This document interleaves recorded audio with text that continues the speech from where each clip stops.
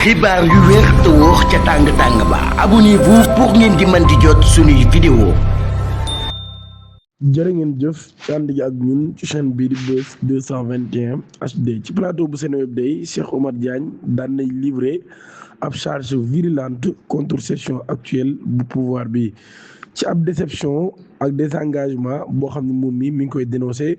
ak sax ab dérive politicienne bu mu jàpp ni tandem Diomaye Sonko bi ñi ngi koy def moom mi Cheikh Oumar Diagne de jàpp na ni ñi ngi gën a sori nag aspiration yi nga xam ni mooy aspiration yu askanu sénégalais yi.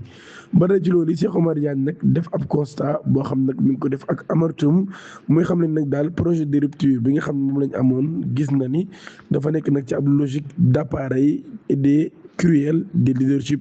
moom mi kon mu jàpp nag daal ab manque de respect moo am ngir sénégalais yi waaye dama jàpp ne le président Bassirou Diomaye Faye ci boppam nag ak premier ministre Ousmane Sonko waroon nañoo sàmm unité sacrée bi nga xam ni moo di seen ay binôme waaye ba tey ci loolu yi mu jàpp ne kon ab déception bu mag a mag la boo xam ne Sénégal daan nañ koy am mu ni nag par respect pour les populations Diomaye et Sonko nag daal waroon nañoo éviter ñoom ñaar ñii di am ay jafe-jafe ci manière bii nga xam ne ci lañ ko amee à l'espace de 2 ans maanaam kon ci li matul ñaari at moom nag jàpp nañ nag daal guerre boobee dina tax boog duñ mën a honorer li nga xam ni cette guerre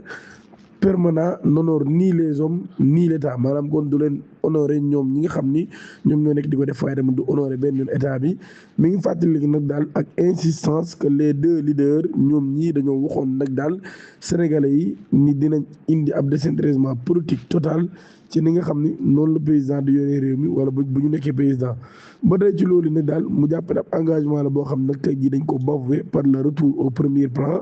des gens partisans l'analyse de Cheikh Oumar Diagne nag daal daan na koy def sans concession muy xam ne nag daal bu fekkee jamono jii nag moom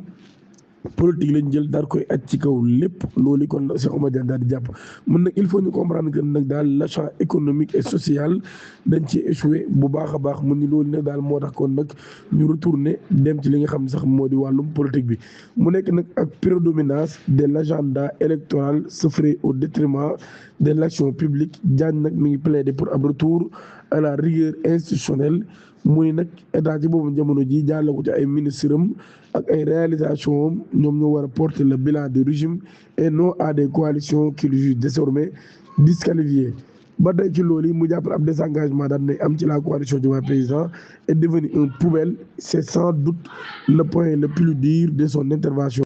Cheikh Oumar Diagne daal di dénoncé daal di annoncé moom ci boppam génn goo xam ne génn na ko ci dynamique bu coalition présidentielle boobee mu laa leen di accuse sax ni ñoom ñi dañoo perte li nga xam ne nag moo di seen âme en ouvrant ses portes à des opportunistes de tous bords maanaam ginnaaw bi nga xam ne ni kon tëjil na seen buntu ay opportunistes yoo xam ne ñu ngi jóge fu nekk mi ngi jàpp ne loolu nag daal ab structure passe partout la boo xam sax mujj naa nekk ab coalition poubelle accueillant des voleurs et sans valeur maanaam kon di dalal ñoo xam ni ay sàcc lañ yu amul benn valeur mun nag daal xawma nag moom lan la Diomaye di mijoter avec ce parti waaye nag daal xam naa ne la coalition moom nekkul li nga xam ne noonu la doonoon moo tax sax man mi bokk duma ci mu ni nag damaa désengagé wu ci boobee le mbir ngir nag daal di justifié wu lépp loo xam ni jëm na ci wàllum sabotage ak yu ni mel mu daal di pointé nag également di doigt la coalition apte muy coalition bi nga xam ni ginnaaw bu Ousmane Sonko ci boobu moom moo ko daal di taxawal mu jàpp ne ay figure de l'ancien système ñu ngi ci Cheikh Oumar Diagne ci boobu nag